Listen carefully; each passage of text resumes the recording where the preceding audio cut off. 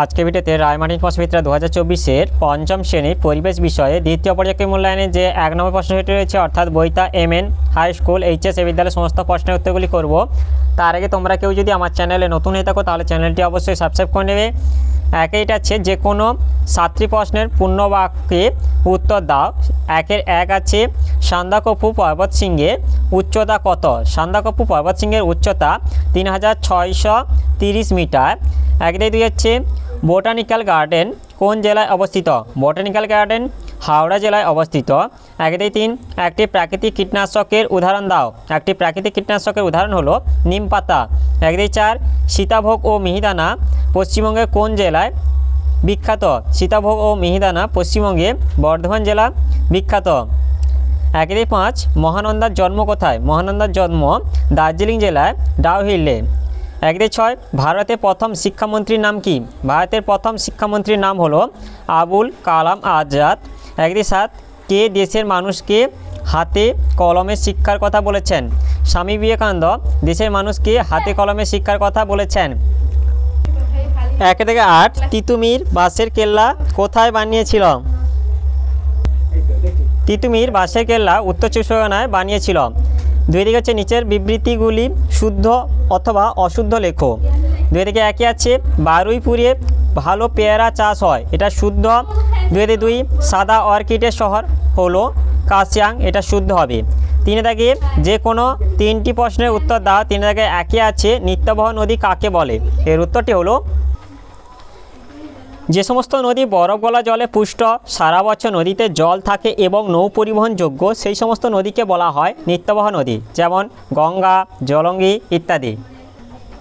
এরপর 3-2 আছে লুপ্তপ্রায় মাছ কাকে বলে? উদাহরণ দাও। এর উত্তরটি হলো যে সমস্ত মাছের সংখ্যা কমে গেছে এবং তাদের সংরক্ষণ না করলে ভবিষ্যতে চিরতরে বিলুপ্ত হয়ে যাবে তাদের লুপ্তপ্রায় মাছ বলে, যেমন খলসি, নাদোস, সরপুঁটি, হরসুলা ইত্যাদি হলো লুপ্তপ্রায় মাছ।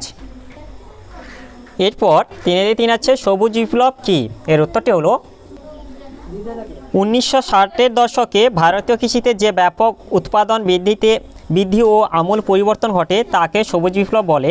কারণ 1 হচ্ছে উচ্চ ফলনশীল বীজের ব্যবহার বৃদ্ধি, 2 হচ্ছে রাসায়নিক সার ও কীটনাশকের ব্যাপক ব্যবহার, 3 হচ্ছে ডিপ টিউবওয়েল বসিয়ে জলসেচের ব্যবস্থা, 4 হচ্ছে কৃষিজ যন্ত্রপাতি ব্যবহার বৃদ্ধি প্রভৃতি কারণে ভারতীয় কৃষিতে উৎপাদন বৃদ্ধি পেতে থাকে। প্রভাব গমের উৎপাদন সবচেয়ে বেশি বৃদ্ধি পায়।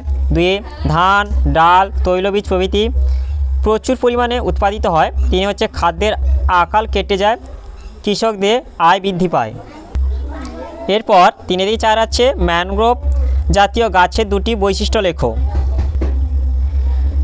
ম্যানগ্রোভ উদ্ভিদের বৈশিষ্ট্যগুলি হলো 1 হচ্ছে ম্যানগ্রোভ উদ্ভিদের কাণ্ড রসালো প্রকৃতির হয়। 2 হচ্ছে এই জাতীয় উদ্ভিদের মূলগুলি খুব দীর্ঘ ও প্রসারিত হয়।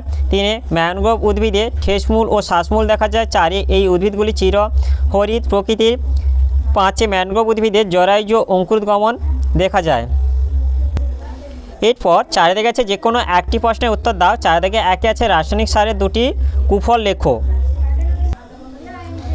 1 আছে বেশি রাসায়নিক সার দিলে জমির উর্বরতা কমে যায়, ফলে ফলন কমে যায়।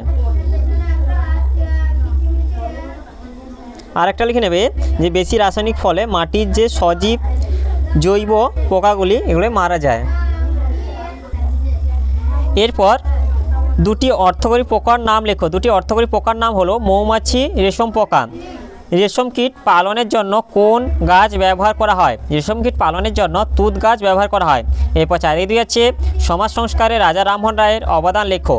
এর উত্তরটি হলো জন্ম রাজা রামমোহন রায় 1772 খ্রিস্টাব্দে, মতান্তরে 1774 খ্রিস্টাব্দে 10ই মে হুগলি জেলার রাধানগর গ্রামে জন্মগ্রহণ করেন। খ্যাতি 19 শতকে সমাজ সংস্কার আন্দোলনে একজন উল্লেখযোগ্য ব্যক্তি ছিলেন রাজা রামমোহন রায়। তিনি প্রাচ্য ও পাশ্চাত্যের সমন্বয়ে নবভারত গঠনে আদর্শে বিশ্বাসী ছিলেন। ধর্মমত সম্পর্কে আলোচনার জন্য রাজা রামমোহন রায় 1815 খ্রিস্টাব্দে কলকাতায় আত্মীয় সভা প্রতিষ্ঠা করেন। পরবর্তীকালে একেশ্বরবাদ প্রচারের জন্য 1828 খ্রিস্টাব্দে ব্রাহ্মসভা প্রতিষ্ঠা করেন, যা পরবর্তীকালে ব্রাহ্ম সমাজ নাম ধারণ করে। তার আন্দোলনের প্রভাবে 1829 খ্রিস্টাব্দে লর্ড উইলিয়াম বেন্টিং সতীদাহ নিষিদ্ধ বলে ঘোষণা করেন। তিনি নারী শিক্ষার ব্যবস্থা করেন।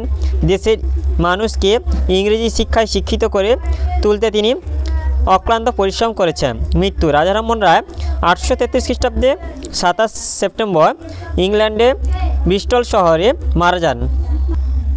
তাহলে আজকে ভিডিওতে আমরা পঞ্চম শ্রেণী পরিবেশ বিষয়ে যে একে থেকে বইতা MN হাই স্কুল HS এই বিদ্যালয়ের সমস্ত প্রশ্নের উত্তরগুলি করলাম। আর তোমরা কেউ যদি আমার চ্যানেলটা এখনও সাবস্ক্রাইব করে রাখোনি তাহলে চ্যানেলটা অবশ্যই সাবস্ক্রাইব করে নেবে।